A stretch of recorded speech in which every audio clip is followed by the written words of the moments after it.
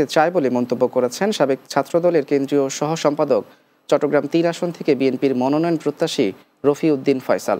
চট্টগ্রাম সন্দ্বীপ উপজেলার বিভিন্ন এলাকায় বিএনপির রাষ্ট্র কাঠামো মেরামতের ৩১ দফার লিফলেট বিতরণকালে এসব কথা বলেন। এ সময় ফয়সাল বলেন, দলের মনোনয়ন পেয়ে নির্বাচিত হলে মাদক, সন্ত্রাসমুক্ত ও নিরাপদ নৌ যাতায়াত নিশ্চিত করা হবে।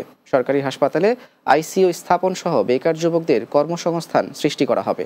এ সময় বিএনপি ও অঙ্গ সহযোগী সংগঠনের নেতৃবৃন্দ উপস্থিত ছিলেন। চট্টগ্রামের বোয়ালখালীতে সেনাবাহিনীর অভিযানে ১,০০০ পিস ইয়াবা সহ সাজ্জাদ হোসেন হিরোকে আটক করা হয়েছে।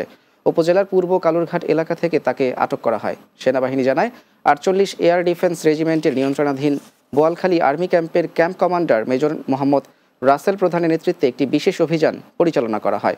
অভিযানে ১,০০০ পিস ইয়াবা, একটি মোটরসাইকেল ও একটি মোবাইল সহ ইয়াবা ডিলার সাজ্জাদ হোসেন হিরোকে গ্রেপ্তার করা হয়। জব্দকৃত মালামাল সহ আসামিকে বোয়ালখালী থানার পুলিশের নিকট হস্তান্তর করা হবে। সিএমপির কোতোয়ালি থানা পুলিশের অভিযানে চাকুরিজীবীর ছিনতাইকৃত নগদ ৫৮,০০০ টাকা উদ্ধারসহ এক ছিনতাইকারী গ্রেপ্তার করেছে পুলিশ। চট্টগ্রাম নগরে কোতোয়ালি থানা প্রাঙ্গণে সংবাদ সম্মেলনের মাধ্যমে এসব তথ্য তুলে ধরেন সিএমপির দক্ষিণের উপপুলিশ কমিশনার আলমগীর হোসাইন। তিনি জানান, কোতোয়ালি থানার একটি টিম ঘটনার সিসিটিভি ফুটেজ ও তথ্য প্রযুক্তি পর্যালোচনা করে। পরে থানা এলাকায় অভিযান চালিয়ে ছিনতাইকারী চক্রের মূল হোতাকে গ্রেপ্তার করেন। তার নিকট হতে ছিনতাইকৃত ৫৮,০০০ টাকা উদ্ধার করেন। সহযোগী অন্যান্য ছিনতাইকারী সদস্যদের গ্রেপ্তার অভিযান অব্যাহত রয়েছে।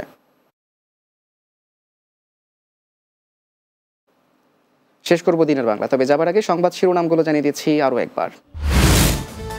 সরকারি সফরে মালয়েশিয়া গেছেন প্রধান উপদেষ্টা। প্রধানমন্ত্রী আনোয়ার ইব্রাহিমের সঙ্গে দ্বিপক্ষীয় বৈঠকের পাশাপাশি সই হবে ৫ সমঝোতা স্মারক।